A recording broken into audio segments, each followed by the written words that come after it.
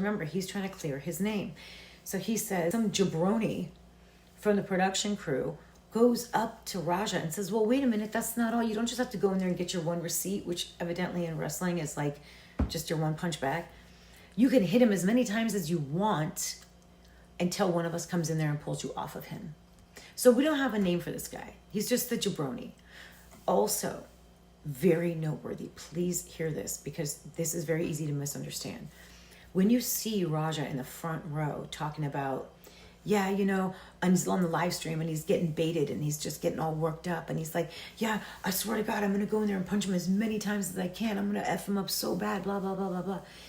So the people that are posting that may not have the full context of what they're hearing, because based on Raja's version of the story, which I am going to entertain, truly what Raja is saying in that moment is, because the jabroni dude from production told him, you can hit him as many times as you want until we come in there and pull you off, he's telling his live stream exactly that.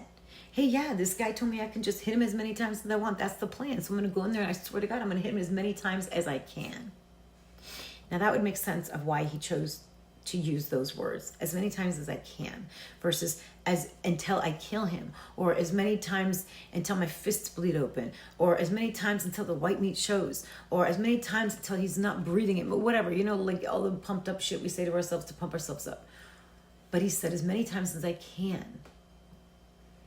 So I think that's worth entertaining. Now, I'm not defending Raja. What I'm doing is playing both sides fairly.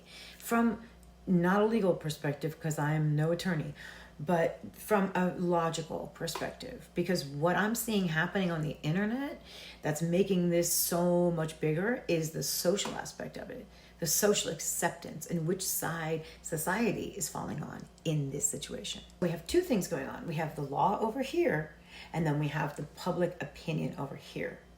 And I would say between social media and the power of the speed of spread of information, those two things combined, I would say that social status is our new currency, and it is equally desired to a jail sentence or freedom.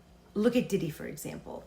Even if he walks with 2 weeks of jail time, do you know how long it'll take for him to repair the damages of his career, if he ever can? Look at R. Kelly if you want a looking glass. So I'm noticing a lot of people with their opinions, and along the lines of those opinions is things like attempted murder or first-degree murder or manslaughter. And I took a few minutes just to make sure I understood the difference between these phrases. So evidently, the crash course, again, not an attorney, not giving legal advice,